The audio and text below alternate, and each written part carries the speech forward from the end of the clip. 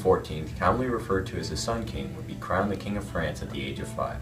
He would experience a long, successful tenure of 72 years as king. However, in his early years, even the Sun King would require assistance ruling a major European power at the age of 5. Louis's father, Louis XIII, sensing he was near death, decided to bypass normal custom that would have left his wife, Queen Anne of Austria, sole regent of France, in favor of setting up a council that would require several members to help the boy king rule. He did this because he lacked faith in his wife's political skills.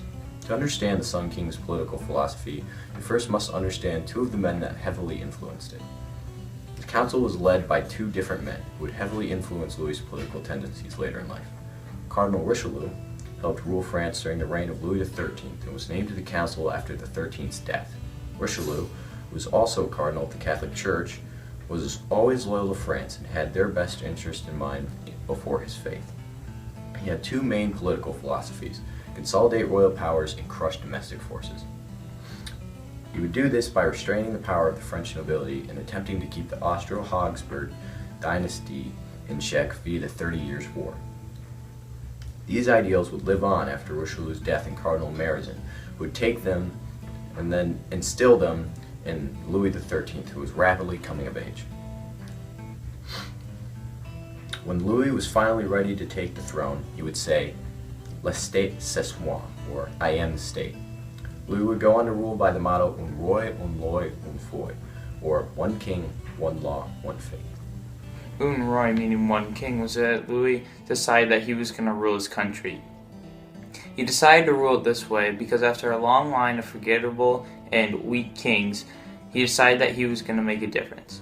Louis, known as the sun god, decided to change the king's figure, which was previously a lily, which was a flower. Louis changed the figure of a lily to a sun because he wanted to make himself seem as if he was a god, that he wanted his people to look at him as if he had this divine power that only he could possess because he's the new king, the new sun god.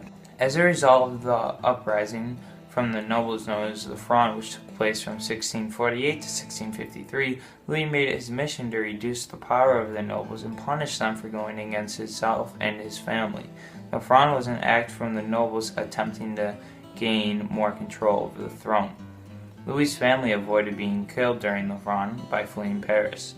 Upon his return, Louis immediately sought to punish the nobles. One of Louis's methods to decrease the power of the nobles was to make them attend his lavish home in Versailles. Another one of his methods was that he began to create and sell new noble titles known as robe nobles. By doing this, he increased the amount of nobles, but at the same time decreased the amount of power the nobles possessed individually because it was more spread out. Louis also wanted to eliminate feudalism in order to gain more control. Un loi in Louis's political philosophy means one law. One law, similar to one king, would mean that all lawful decisions, both making the laws and interpreting and enforcing them, would rest with Louis himself. A great example of this is when Louis said, "It is legal because I wish it." Louis was in every sense of the word an absolute monarch. Louis would routinely set up or abolish certain laws that had been predated him to allow himself more power over what was now a thriving France. France has a really long history, and the population, as it increased over time, it tied into a lot of the issues with the Reformation, with Protestantism.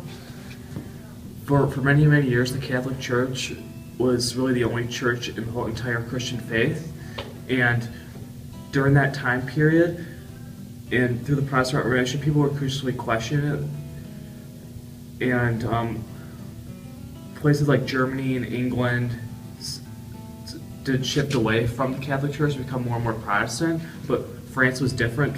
France stayed more and more Catholic, but a group of people known as the Protestants, who were Calvinists, because they listened to John Calvin. And an interesting fact about the Calvinists in France and other Protestants are known as Huguenots, and part of their religion was it was important only that there's predestination of all other religions.